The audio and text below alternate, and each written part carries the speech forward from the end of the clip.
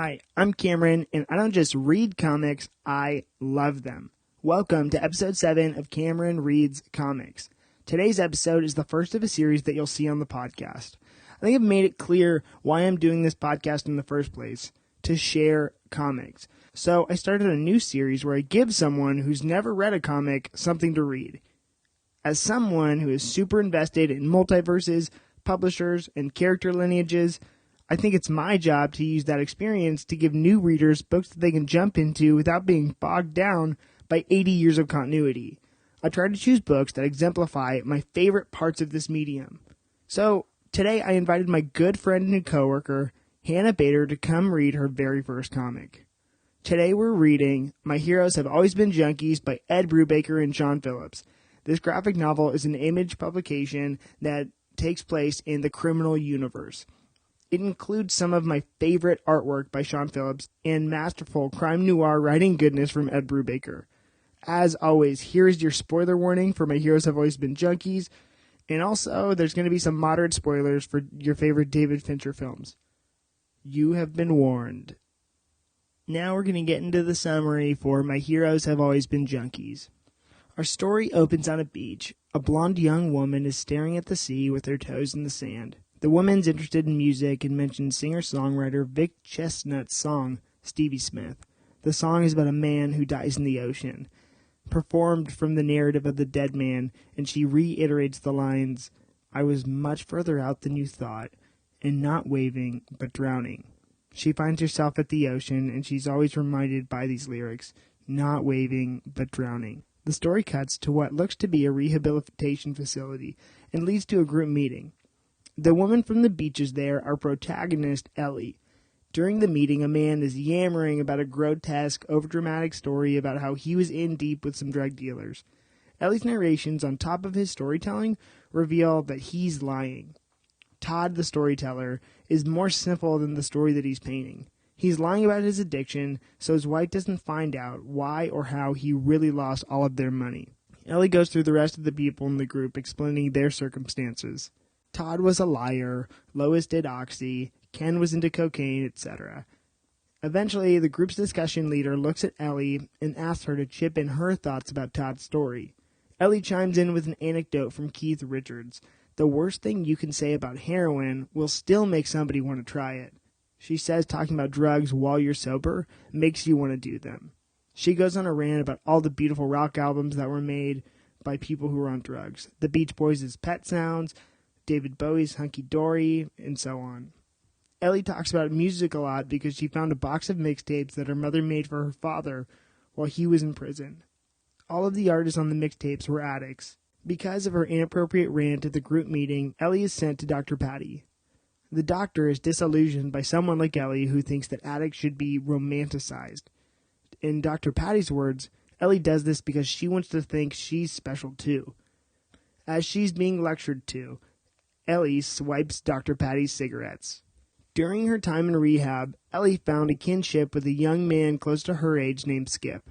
With her stolen cigarettes, she invites Skip to smoke with her outside of the facility. Skip agrees and they head into the woods. During this time, Ellie recognizes that she likes him and she knows that he's into her. Later that week, on Visitor's Day, Skip meets with a man who appears to be a lawyer. He refuses to tell Ellie who the man was. They reconcile once they're outside the grounds and smoking again. This time it's with a vape pen.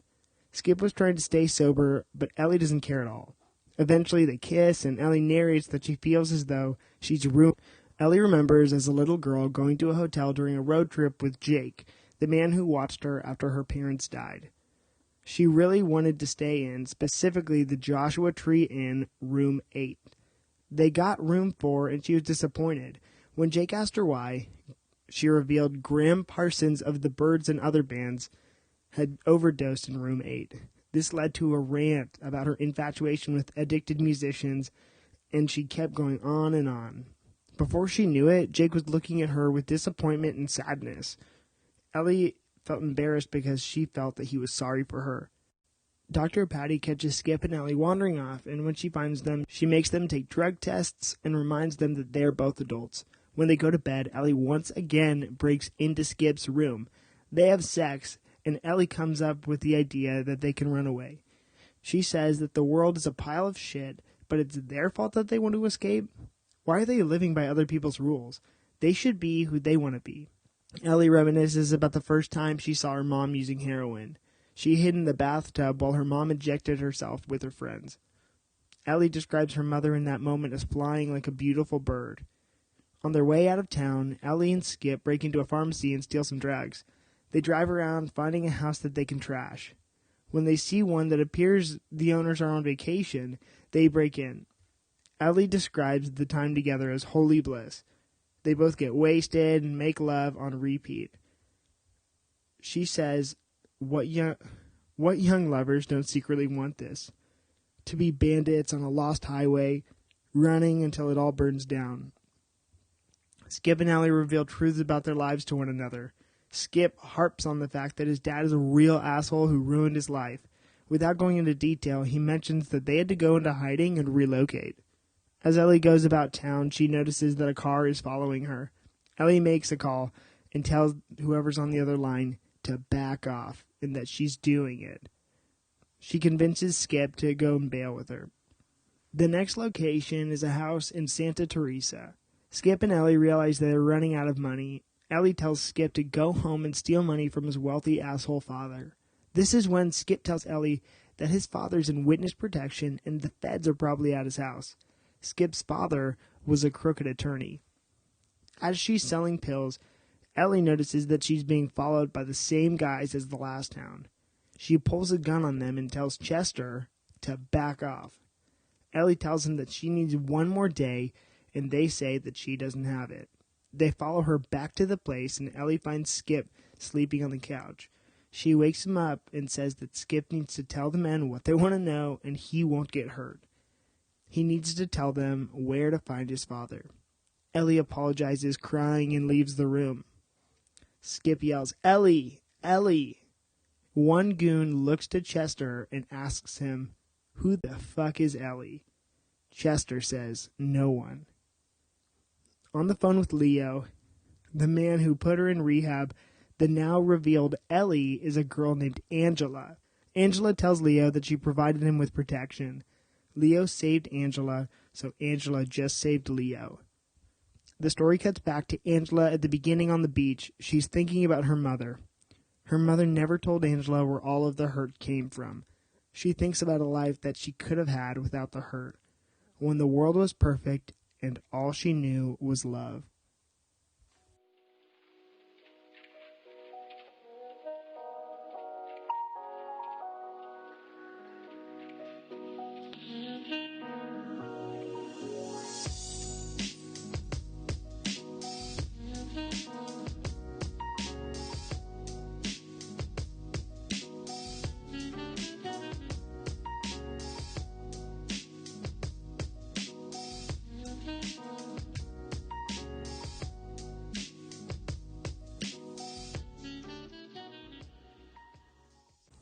We're just going to get into it. Let's get into it. Hi, Hannah. Hi, Cameron.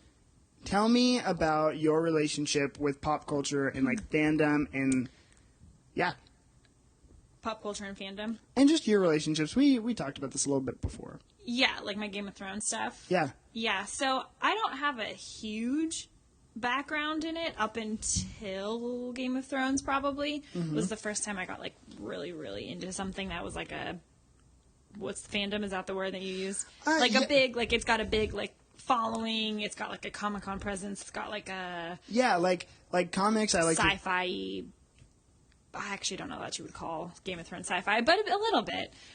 Anyways, yeah, that was my first experience with really, like, loving one and sticking with it. And my friends and I dressed up for the premieres, not even for, like, Halloween. We had, like, watch parties, and we would go as characters, and we would have themed dinners, and it was, like, a culture that we had created.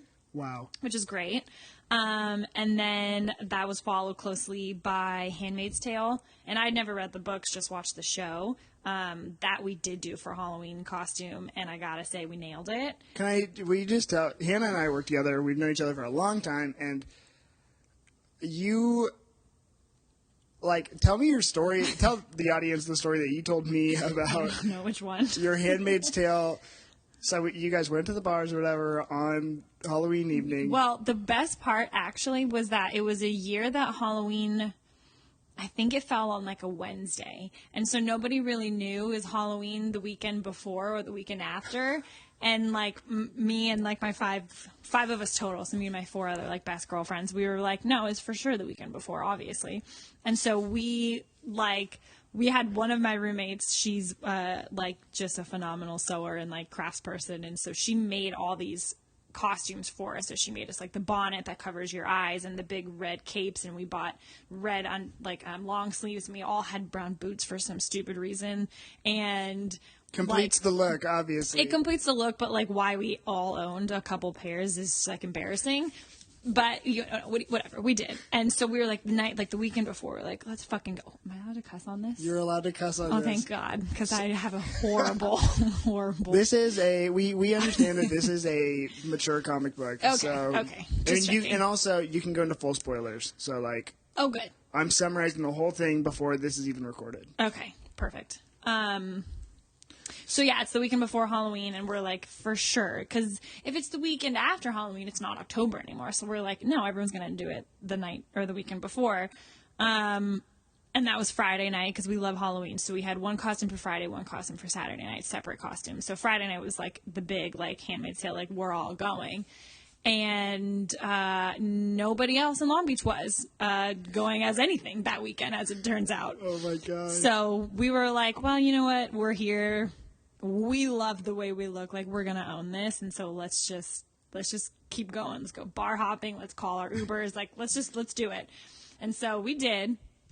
All 5 of us dressed in really creepy costumes with white bonnets so you couldn't see our eyes, and we were just hanging out at bars, drinking, and like walking down the street. We got some people got it, a lot of people didn't. I think like the people who got it were so stoked on us, and they would come up to us and then just like they would like say all these things from the show, and they would like repeat all these things to us, and we were like, and then like one lady came up and she was like, thank you for what you guys are doing. And we were like, oh no, we're not, we weren't trying to be political. Like we're not making a point at all. Someone we goes up just to love Hannah. the show. She comes up and they're just down with the patriarchy. Oh yeah, they were like, you guys are brave, and we were like, oh no, sweetie, we're not at all. We're just drunk and wearing we're not brave. No, yeah, we're definitely not. And somebody thought we were like the cardinals from like the Catholic Church, and they were like, oh, I get it. And we were like, it's deeper. Also no. Like a lot of things were like wrong about that night, but it was really fun. We have a really good picture. So many things were right. What was your caption for the photo? I was just like, oh my gosh. It was a quote from this show. It was like if they didn't want an army, they shouldn't have given us magic uniforms, something like that. Yeah. I was like, dang. So, I think you commented something like pretty douchey on like making fun of me, actually, but it was out of love. I guess here we are. But I stuck with it. This is my intervention. Okay, so yeah, that's just like a your window into pop culture. Yeah, and like because like I think of comic books as like serialized, episodic storytelling, and so. A fandom is very similar in a lot of other mediums, you know, like Harry Potter fans are diehard Harry Potter fans. It's serialized storytelling. It's, you know, it's an arc with a character. And so I found that in other fandoms too. So I feel like, you know, asking someone their relationship with comics is very short-sighted. Right. You know, it's like, because if you are a fan of something, you're kind of all in the same umbrella and hub. Mm-hmm. Not that I am the hugest Harry Potter fan anyways, but it's really I love Harry Potter. I'm like, I look like Ron Weasley. Somebody once thought I was Hermione when I was like 11 at the grocery store.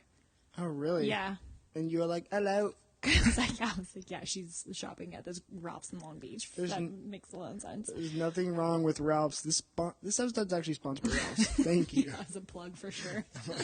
I also just realized that maybe it actually didn't start with Game of Thrones. It might have started with Lord of the Rings when I was younger. No, we were just talking about C.S. Lewis on the other podcast, so some Tolkien crossover is very welcome. And I want to actually really going into the nitty-gritty of the comic book fandom. Yes. Marvel Mondays. Tell our audience what that is about and how excited I was when you were talking about it. how do I even begin?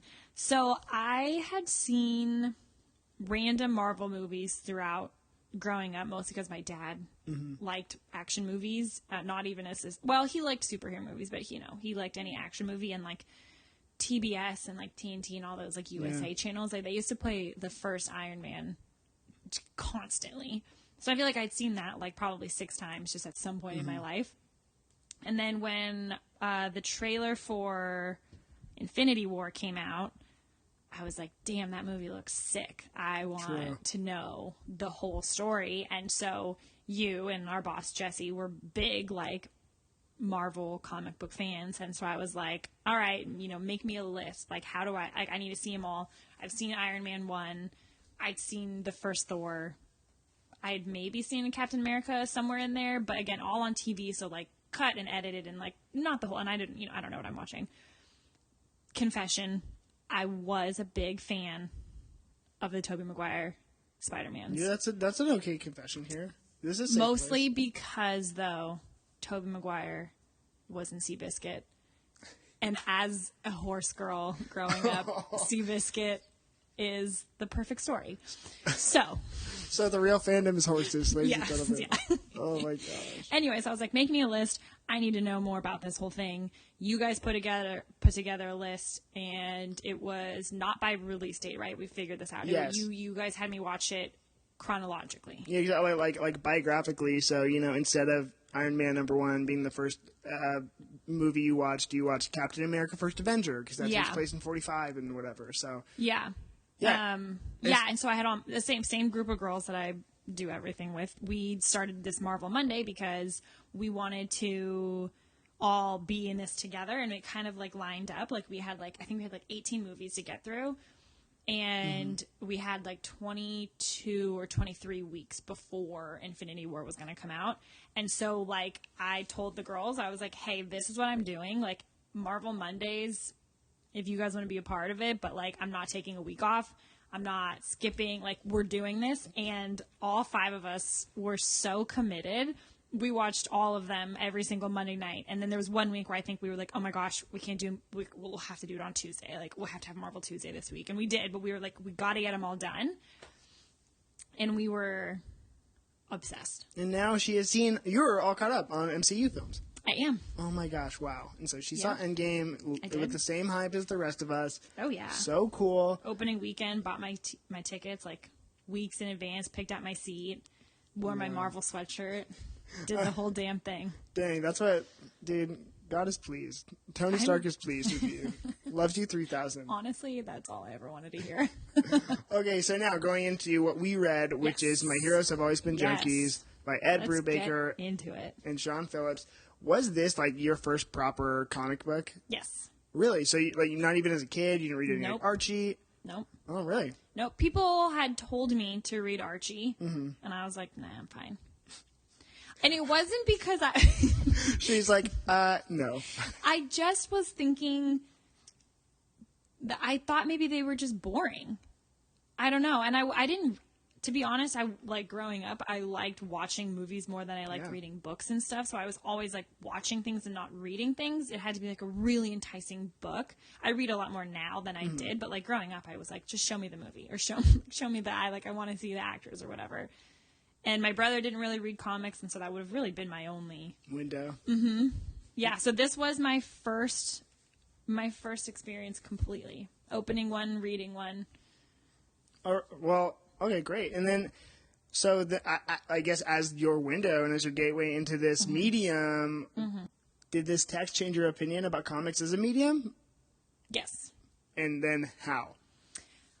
So the thing that I was the most surprised about, and it did take me, I read it twice, and I had it affected me more the second time than the first one. Yeah, but same. What I think was the biggest shift for me was previous to this experience, I didn't think that because it's done in a comic, a strip, and there's little text per each bubble, I thought there's no way that they're going to get me to care about a character. There's no way that they're going to get me to have any empathy or feelings or attachment to this story because there's not enough to it. I need more than just some pictures and a couple words. And then I read this one, and that's so not true. Yeah. Like, you care so like, quick. Mm-hmm. Like, instantaneous. Yeah. Especially for something that's really, like, so small. Like, this is a 45-minute read max.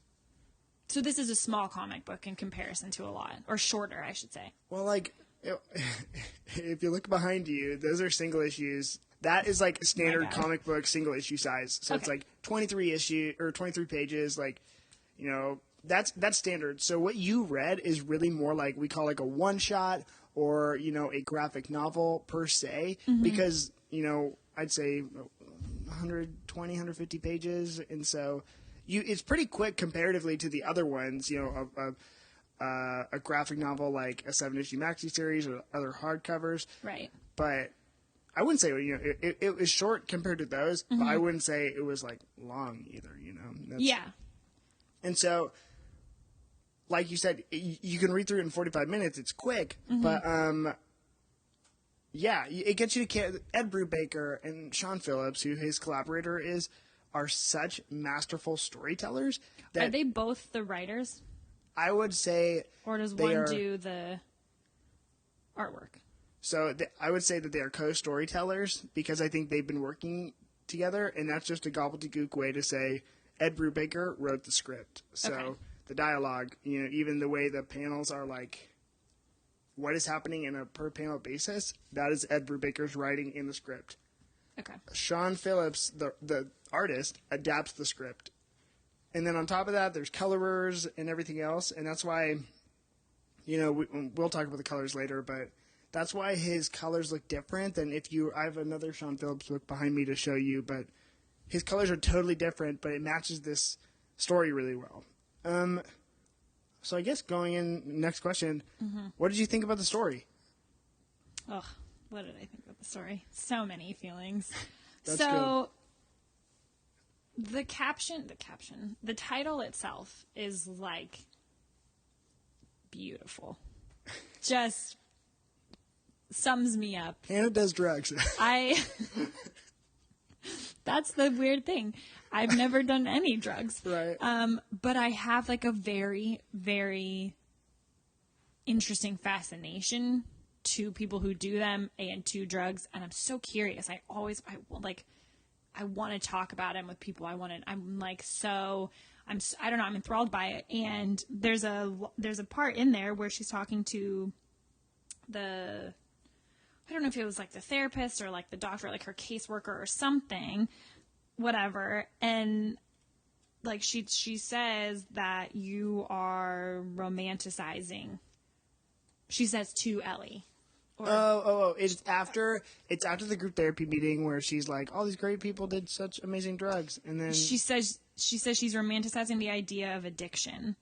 And I think in, like, a really weird way, I think I do too, even though I'm removed from it. But I think also, like, society does. And they romanticize it. Yeah, because you get shows like Euphoria and other ones like that that are really solely based around addiction. I didn't know that. And even though they don't pose it in a good way, they pose it in a way that, like, there is this, like, romantic idea behind it, and girls start dressing like those girls, and girls start doing their makeup, and girls start doing all these things like the show. And so I don't think I'm alone in that, like, romanticizing of it, but that I loved the title, and then I loved that, like, part of it, and the way it ties into her obsession with musicians who are drug addicts is, like, again, very similar to how I feel about them. Yeah, and it's such an interesting perspective, you know. I guess that's why it kind of makes it a worthy story to tell. Is, like, it is really a protagonist who is in rehab but does not want to be in rehab. You know, she likes being a junkie, and not a standard perspective I think we see usually. So no. Well, and, I mean, is she really a junkie? Oh my gosh, you're right.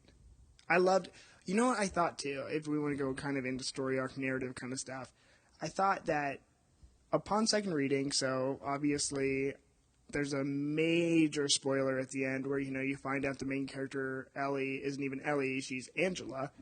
And it made me think of like the old trope where it's like never trust a drug addict because It's in there. or it's like an alcoholic will lose your wallet or like steal your wallet and like say I don't know, but a meth addict will help you like look for it. I'm like think about it, like she's a junkie and she's kind of leading him down this rabbit hole, and it's kind of trusting the old trope where it's like you really shouldn't trust an addict. Yeah, totally. I mean, yeah, and then she like there's a line in there that I remember reading about, she says never trust a junkie but get some drugs in them and there are a few things more honest than a junkie. Yeah, and oh my gosh, I'm like that's so beautiful. It's so like noir and gritty. And that stuff like that, I'm like, I'm so into that. Yeah, well, Ed Brubaker is like literally a master class in comic book writing. But I think Sean Phillips in this story, I think his art just stood out exceptionally. Actually, I guess comparatively to not the other comic book art that you've seen. What did you think about the art in this story? I loved it. You did? We talked about this the other day. I was like, I wish I could frame the cover. It is a beautiful cover. It's a beautiful cover. And yeah, not what I had previously assumed comic books were like. This is very much not that. Yeah. My buddy Russell said, Cameron, when I think about comic books, I picture the Crimson Chin from Fairly Odd Parents, where it's just like so campy. It's so accurate though, right? It's like, it's so campy and goofy and you can't take it seriously. And it's like, I can see the window. And so like when I'm trying to, give validity to this medium, it's just like, I'm yelling at people. I'm like, the Crimson Chin is super cool and deep though. And then it's like, okay, well, let's just read it, Yeah. And so, what did you think about the color palette they used? Because what's crazy is that like, a lot of it, they don't fill in too many of the skin tones, and like some of them, they're not very natural colors. They're very like pastel and like but then when it's going to the like flashbacks, when it's going to those, it's very black and white and gray. So like, I don't know, how'd you feel about that? I guess experiencing it for the first time, or? Well, I can't say I really gave it much thought previously because I have nothing to compare it to. So it's hard to say if that like really stood out to me. I mean, obviously it's beautiful. Even I liked the flashbacks a lot, like in the black and white. I don't know. I haven't really. I don't know because I don't know what. Comic book. I think I did notice it, that I thought it was like really beautiful, and I really liked it, but I don't know that I was like cognitively aware that it wasn't, that it was different. Oh, this is bloody. Here is his. Okay, so I just handed Hannah the Criminal Volume 1 hardcover, and it's the same artist. I want you to look at the color palettes on those. She loves the jacket. Like, look at those color palettes. See how they're like totally different? Yeah. I like the other one better. My Heroes Have Always Been Junkies, I think, is way more appealing to me. Yeah. This one looks more of what I expect a comic book to look like. Mm-hmm. That one looked more like a piece of art. Yeah, what's crazy too is like it's like, look at this guy's face. I don't know what I'm looking at. I'm looking at a couple guys' faces, and they're pretty like, they're huge. They're Hannah doesn't like big faces, apparently. Let it be recorded here permanently. What's funny, actually, about that, what you're holding, the original series, is that is published by Marvel. Oh. Ed Brubaker was working for Marvel at the time, and so it is under the Marvel Icon imprint, which is just like a creator-owned, so Ed Brubaker's like, I want to write my own story, make my own universe, and so he put it under the Icon imprint, I think, in like 2001. And so now what you're looking at right here is an Image Comics, which is now where these stories exist and this universe exists in the realm of an entirely different publisher. Mm-hmm. And so you can see the creator. Image's whole thing is actually about being like creator-owned work. So they get more percentage of books sold, or like more dimes on the dollar to their issues selling, and they get more creative control over the marketing and branding of their text. And I think I think what you're showing us is that you are seeing the difference in creative control between Marvel, a house like Marvel, which I obviously love, and a house like Image. Oh, okay. You know what I mean? Like, they get to have the final say, or they get to help steer the direction of, like, the way it looks and, like, the overall appearance. Yeah, and even I think you can kind of see, I guess, the polish on the series. Uh-huh. You know what I mean? It's like, they obviously got better at it. I mean, and that time. one's very just, like, matte finish and very dull for how bright it is, if that makes sense. Yeah, it's very, I want to say it's almost like two-dimensional. Yeah. With the colorways, like the pastels, like there's a lot of shine on these and stuff, and even maybe this is going a little far, but yeah, the paper quality on the books are totally different, which is not something you think about. This might be a stupid question. No, it's not. For comic book readers, it probably is. You're fine. So when you're reading a book like this, or just like a really, really big one, I'm talking about the second. What is this one called? This is the Criminal Deluxe Edition hardcover, Volume 1. Okay, so it's really big and it's very heavy. There's no chapters. There are chapters. There are chapters. So when you think about comic books, she opened up right to. I'm good. So that is a collection of single issues. Each single issue makes up like a volume of the series, and so for Criminal, it's anywhere from 3 to 6 issues make up a story arc. Those arcs get collected into volumes. Those volumes are really about the size of My Heroes Were Always Junkies. And so they'll be about this size. That's as much one story. What that is a hardcover collection of all of those stories. All right, so like you said earlier, this was your second time reading this. And this is also my second time reading this because I remember after the first time I read it, I was like, this is so good. And really, like, when I read something, like anyone else, if you watch a good movie, if you're Succession, you're about to rewatch, you said, because it's so good. It's so good. So I read this, and, after the twist ending and everything, I was like, this is masterful and brilliant. I want to share this. And so I was like, I think Hannah and I text on a very daily basis. True. And it's not even just like, hey, how are you? What's up? It's just like, hey, Hannah, here's word vomit, of how I feel about this. Yeah, which also, just quick plug, since you mentioned Succession, ties really well back into this because you don't know Succession, but it's awful and dark and dirty and raunchy and full of junkies and bad people, and I fucking love it. And that is the shit I like. So Hannah's for somebody who does none of it. Yeah. I'm like, it's like guilty pleasure almost. I'm like, the only equivalent that I have for something like that is like I just binge reality television, and I've been watching a bunch of like 90 Day Fiance, and then like DJ Pauly D and Vinny, Vegas X Escape. And then today you said, do you remember Life of Ryan? I'm like, because you were obsessed with Ryan Sheckler. I'm like, what? I was like, wow, I'm going to get my last name tattooed on my shoulder blades because that's what all these girls I know like Ryan Sheckler, and so obviously that's why they like him. Obviously, that's why. Anyway, sorry. So, no, you're good. Upon second reading. Super important. So, because it was your second reading, and really, the twist at the end where she betrays him and everything else. Yep. Did you find, did any of the narration or anything, like, change how you received it?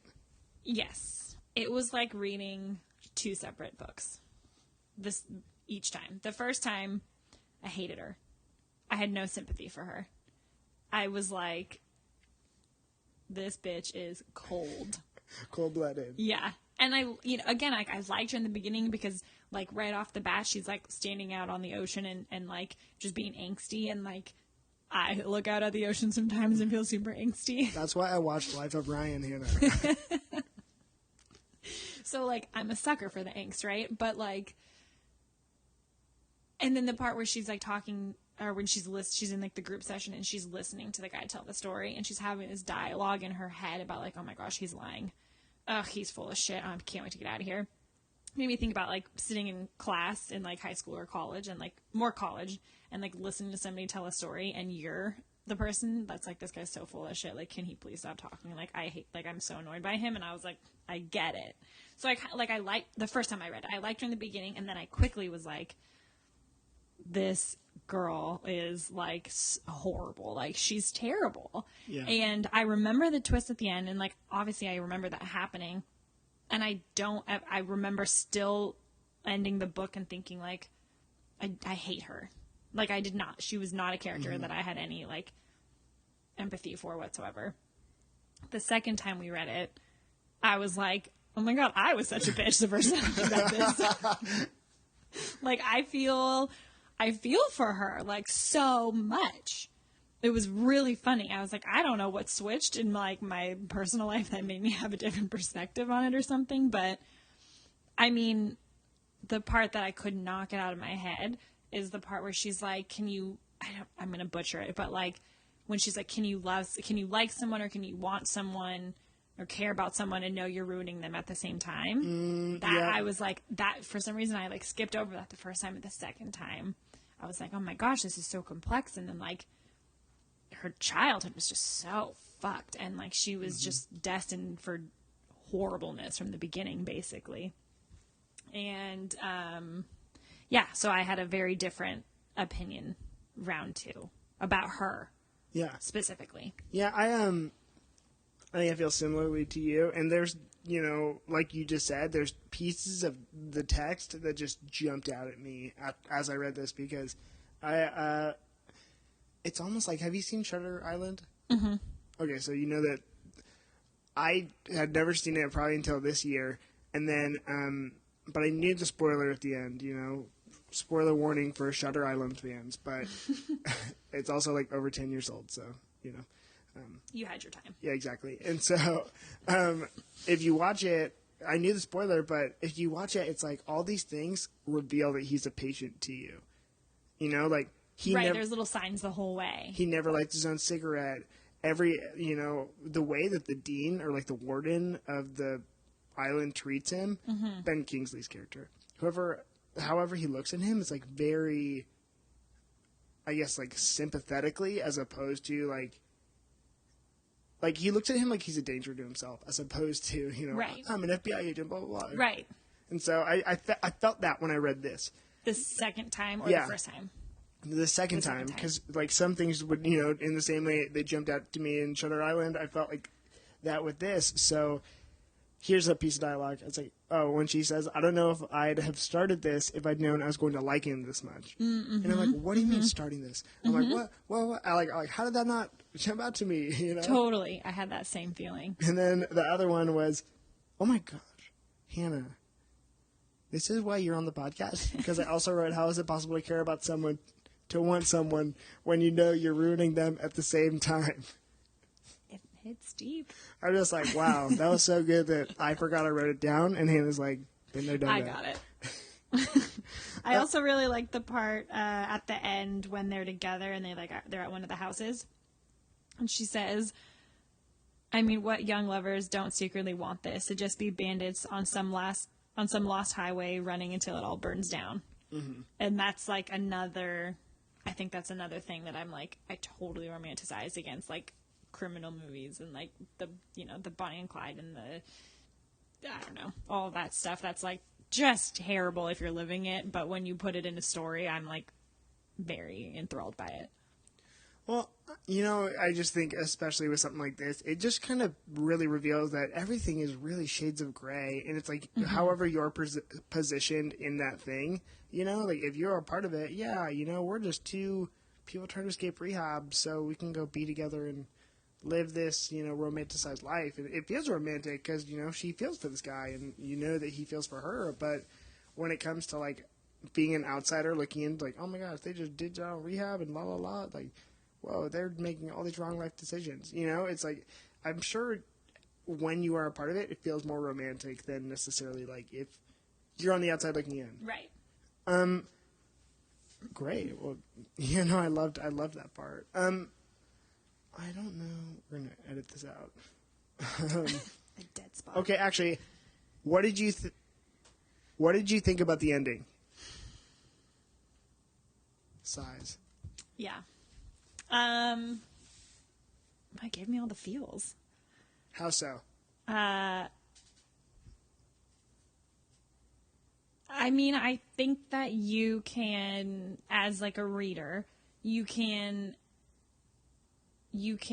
empathize with her in that position of, like, she got herself into the mess of, like, you know, actually having feelings for him.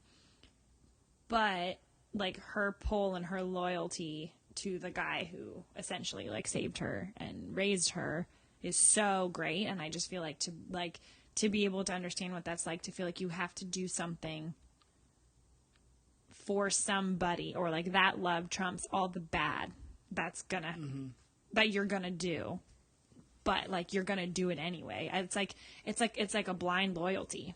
It's like you're like, I don't care what everything else is, because like I gotta do this for this person. And he has that whole thing where the hotel, the flashback, we're at the hotel room, and she's like going off about all these, she's like listing all these guys, all these celebrities, musicians specifically, that to, what's his name? Leo, I think is his name. Yeah. Like, and she's like, she's just going and she's ranting, and he just like looks at her and he says like, "Oh, kid." And I love that he calls her that. But when they talk about how like the way that he said it and looked at her made her feel really embarrassed, it like broke my heart for this like little girl. Because she doesn't even know what she's saying, and she doesn't know what the look is that he's giving her, and she's like embarrassed by it. And like being young and being embarrassed is like the worst thing ever. I guess you're right. You like don't get over it, and it sticks with you. And I remember every single moment of being embarrassed as a kid, which was a lot. And yeah, so the whole thing with him at the end was just like, it was gut-wrenching. Okay. Yeah, no, I think the thing that really just like punched me in the gut more than anything else, because, you know, you kind of, before, you know, it drops, it alludes to the fact that she's going to betray him. You know, when she's outside the grocery store and she goes up to the guys and it's like, "I need a day." And, you know, there's other moments where you can kind of see it coming. But I think the one that really just kicked me in the gut was when he's like, "Ellie, Ellie, Ellie," and the two guards look at each other like, "Who's Ellie?" Oh, like, yeah. Oh, like everything we thought we knew is just out the window. I also wrote down at the beginning, I wanted to... There's that story about, I think, another musician where he talks about, I think it's addiction. It's literally what the book opens up with. The scene where she's on the beach? Yeah, the scene where she's on the beach, and it says, she's looking, it's beautiful here, she's talking to a guy, and she was just thinking, and she tells this guy this story. And she talks about Vic Chestnut, that's the musician, and pretty much the story is about him swimming out, and I guess he gets too far into it, and he says, like, the punchline of the story is, "I was much further out than you thought, and I wasn't waving at you, I was drowning." Did you feel like how did you feel that ties into this? Well, I listened to that song. Did you? I did, because I was curious. It's really good. I liked it. I'm like, okay, Big Chestnut. But I mean, that was her. I mean, I think she was out further than she thought, even. And clearly she's drowning. Just like in life, though, you know. Yeah. She's not coming back from this. Absolutely. I don't know. I hadn't thought about that specifically, like the connection between the two. Yeah. I wanted to drop that quote in. Oh, yeah. That's a good one. Because I'm like, you know, I was reading it the first time through, and you kind of forget towards the end. But I'm like, that is so relevant. And it's kind of a weird beat that they put at the beginning of the story. Yeah, so do you think, is that before or after? Oh my gosh. Dang. Because they make it seem like it's before, but in my mind, after finishing the whole thing, that's after. I think it's after. Right? Yeah, no, I definitely think it's but after I mean, now. I don't know. I would really love it if they would give a story, and maybe they already do, but if they would, I want to know Leo's story. That is actually volume 1 of Criminal. Give it to me. I'm like, I want to know why he's in jail. she doesn't like the colors, but I can give it to her. Was that really big one that I Literally, just picked up? Oh gosh. Leo. Criminal is an years. inner like network. So it's a title where actually every volume is separate and it focuses on someone separately, but you'll find all of the stories like mingle. So this story is about Leo? No, well, this story is about Angela. No, I know. I meant Volume 1. Yeah, that big one. It's one of his first big heists because I've only read Volume 1. I haven't read Volume 2. There's another series. There's a lot in this title, but they're all so good. Like, Hannah, if you want to keep reading criminal books, I will keep having you on because I am reading. I'm reading along with you at this point, you know. So, another person who's been on this podcast, who everyone will know by this point, Jesse, who Hannah and I are both mutual friends with. He read Kill or Be Killed, which is another criminal title, and he loved it. So we can get you dialed with that too. Would you recommend this book to someone else? Yes. Why? Absolutely. It's a great story. It's a good story. It's easy. It's really beautiful, the story, but also just like the pages and the art, as we talked about. I would give it to somebody who was like me, who was like kind of wrote off comics as like the way I had in the past. But I don't know that I would necessarily recommend it to just anybody because I don't know that world is as fascinating to some as it is to me.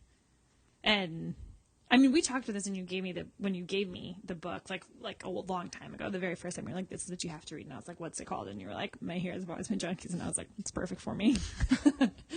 Like you knew that it was going to be a good fit for me. I have some friends and some people who I can think of who maybe not.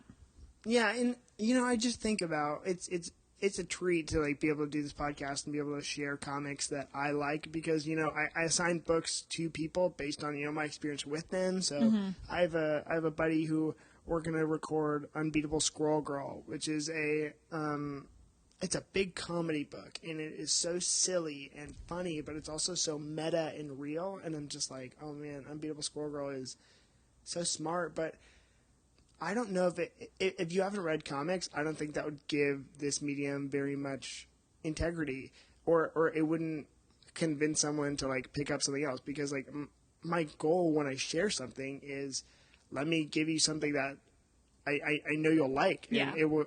My goal is to be able to share this medium that I adore with people, right? And so I'm like, here's something that I don't think you think comics is. Right. And so hopefully, and it sounds like it changed your perspective on the medium, Because people think comic books are a genre, and they are not. They are a medium. It's like, this is crime noir. There's romance, there's humor, there's obviously superheroes and like action-packed and even genres within genres. So I'm like, hopefully, okay, so you'd recommend it to someone else. That's good. And then I guess my next question would be, how would you rate this out of 10? Well, that's hard because I don't have like a scale to compare it to because I can't be like, oh, well, this is an 8 because blah, blah, blah was a 5. But on like a story level, just like a narrative, we don't need to talk about medium in that way. I'm really bad at this because I always feel bad if I give it a low score. Oh my gosh. But I like to save the highs for the highs. I was talking about this. Yeah. I would say 7. Is that good? That's what Jesse did. And 7? Like, okay, can I explain my 7? Yeah, please do. Okay. This is my thought process. I was interested. I was intrigued the whole time. But I didn't leave it going like, oh my gosh, this story needs to be shared. I need to tell everybody. I am just so happy. Yeah. And like, I really enjoyed it, and I had no problem sitting down and finishing it all in one sitting. So that was not. It was never like I was never bored. And like I said, I liked it more on second. Okay, 7.5 because the. She's like convincing herself, I actually love this. Oh my God, I'm just realizing it's a 10. No, just kidding. Yeah, 7.5 is my final score. Okay. Because I have to leave room for the things that I'm gonna love. Good. And Hannah and I always get in disagreements about something like this because I always will say, like, this is the best movie ever. He is absurd with his scores. Like, like, at the amount of times I've heard you call me and just be like, I just watched this movie. You have to watch it. It was perfect. What was the movie besides? Okay, I already talked about this in the Saga episode, but Plus One. Oh, Plus One with Jack Quaid. Jack Quaid. Who? He's amazing. It's amazing. I'm like because of who his father is. Just kidding. But I was always in love with his. Because of the film The Rookie. Jack Dennis Quaid. Can get it. Just kidding. You can cut that out. He listens to this, so Jack, if you're listening. Oh, no, I was talking about Dennis Quaid. He can hear it. That's the part that's like... No, cutting it out. But, yeah, no. Because for me, this text is a 9. Wow. See, that's a high score. Have you ever given a 10? It's like, this is a 9.5. Like, I just think... boy. Well, I really read it, and, like, if you think about what you literally just said about motivating someone it motivated me enough to really want to share it with someone. Yeah. And that's, really that's why we're here right now. Like, true. And so, and also, I really love good pulpy noir, and I just think that it surprised me both times I read it in different ways, which is, the sign of great storytelling. And so I thought it was exceptional, and that's why I stand by my 9. No, I think that's great. And it's fun. It's like, as long as it's fun to read, like, it was never a chore picking that up. And then it was by the time I was done, I was like, oh my gosh, I want more. So it was I give it a solid 9. And now I think I'm on my last. I've just learned to take your 9s are my 7s. Sometimes your 9s are my 6s. That hurts me. I know. I'm sorry. But we've agreed on a few 10s, I think, like film-wise. Hannah, okay, and you guys this is not your last time listening to Hannah. She is going to be coming back because on this podcast, we will be doing a review of the Best Picture nominees for every Oscars. It's not going to be one next year. Well, but, if you hang out for a year and a half, I'll be back. Hannah, I'll put books in your hands. But... you're going to be on for that because I think it is so... Well, Hannah and I talk about a lot of movies. Yeah, we're film snobs. We are. You're snobbier than I am. Which actually, okay, that brings me to my next question. And this is a question especially for Hannah. So we were talking, and some of the characters in this book are actually... by the way, this is my last question for Hannah. I don't know what this question is. Yeah, you do. I sent them to her ahead of time. Hannah... I swear I read them, but... So we talk about movies a lot. We talk about storytelling. Oh my gosh, yes. And so the characters in this book, frankly, some of them, while they are likable, are also completely unlikable. True. And frankly, I'll say I think they can be quite sinister in their actions. Okay. In her portrayal, I think that's pretty sinister. Okay. Which brings me to the topic of Hannah not being a fan of David Fincher films. Oh, God. So, like, the guy who did Fight Club, Seven, he did Gone Girl. He's done Girls Dragon Tattoo. I was just going to say, that needs to be said, but okay, I do love Gone Girl. Okay. That one, I back. Hannah's about the badass females, and I'm learning that right now with you, the listeners. Am I? Well, you hated Angela or Ellie, and then now you love her, and now you love Gone Girl, where the wife kind of manipulates. She's psycho. Yeah, they're kind of badass. They're both psycho. I don't know if they're both psycho. One's loyalty based, and other is actually psycho. I think it takes a bit of being a little bit, maybe not psycho, but like to be able to like frame a guy that you're into it takes mild a bit of... spoilers. Well, I guess they're kind of... we've been spoiling this book the whole time. Okay, never Oh mind. my god, except now I'm just realizing that these two characters are the same person. I'm like, no. As in Gone Girl and they're both blonde crazy people who like set up the person that they like. But in Gone Girl, I don't think she really liked him. Whatever. This is a tangent that I didn't mean to go on. No, that's podcasting. I don't like David Fincher, but I did like Gone Girl. Okay, but it wasn't so dark. The problem that I have with David Fincher movies is they're dark. And I think obviously without the colors in this one, because they're very light, this story's pretty dark, and I thought that this story was very Fincher-esque, and even to the point where we just bridged that gap between one another. What do you think made you like this story more than you would like something that he worked on? Well, the thing that I don't like about David Fincher is it's not the violence, it's not the stories. I like the stories he's telling. It's this like grotesqueness to his films that maybe is because I'm watching it and not like reading it or seeing like an animation version of it, that might be for me like what the disconnect is.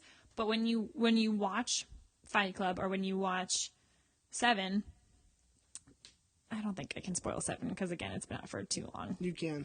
Okay. The scene at the end with like her head in the box, right? Like it's in the box, yeah.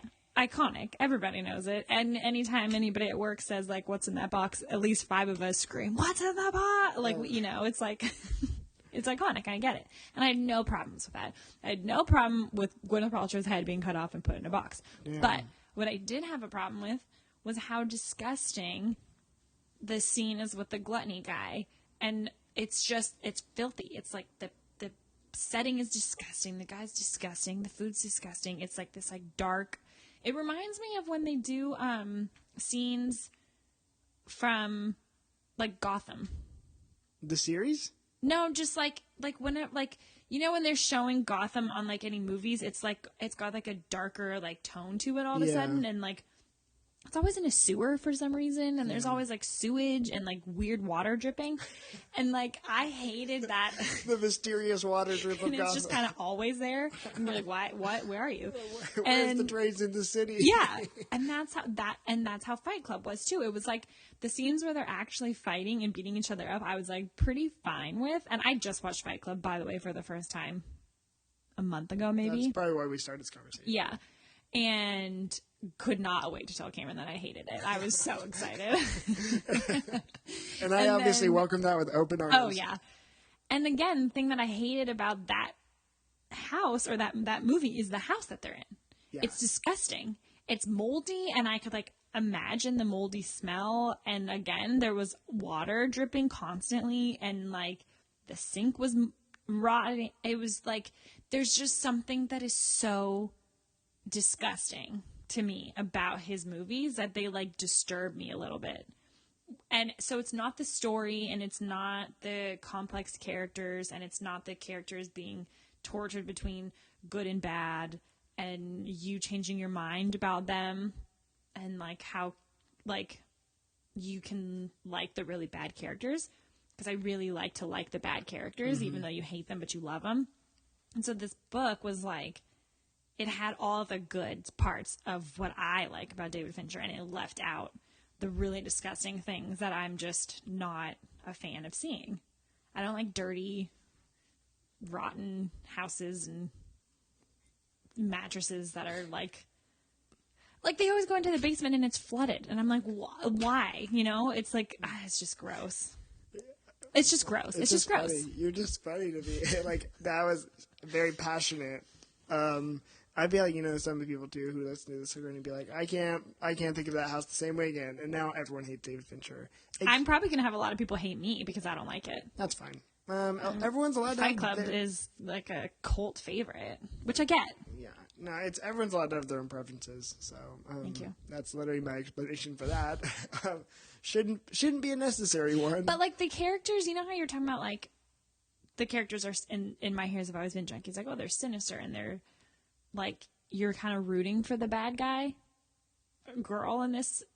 Like, I like those characters. I like those stories. And I don't know why the only thing that's coming to mind right now is The Town with Ben Affleck. And for some reason, watch that. I don't know why. All I'm thinking about is how you're like so rooting for him, even though he's like a really horrible bank robber. But you're like, I really want you to get away with this. I think the one that comes to my mind in that like regard is like Hell or High Water. Oh, Chris Pine, yes. And that's why we're rooting for him. Because he's beautiful. So, okay, Yes. well, great. That bridge, those are my questions, and we are obviously so glad to have Hannah on the pod. So, like we said, it's not her last time. She is going to be around for a while. Hannah, any last footnotes about what we're talking about, or any places to contact you, or to check out what you got going on? Yeah, I mean, you can look at my Instagram, I guess, if you want. What's your Instagram handle? Hannah Bader. Okay. Simple. It's just me. That's her name. Okay, cool. Jokes accepted. Thank you, Hannah. Don't comment about David Fincher. Yeah, please don't. Okay, well, thank you, Hannah. We Thanks for having appreciate me. you. We will be back with you soon. Bye.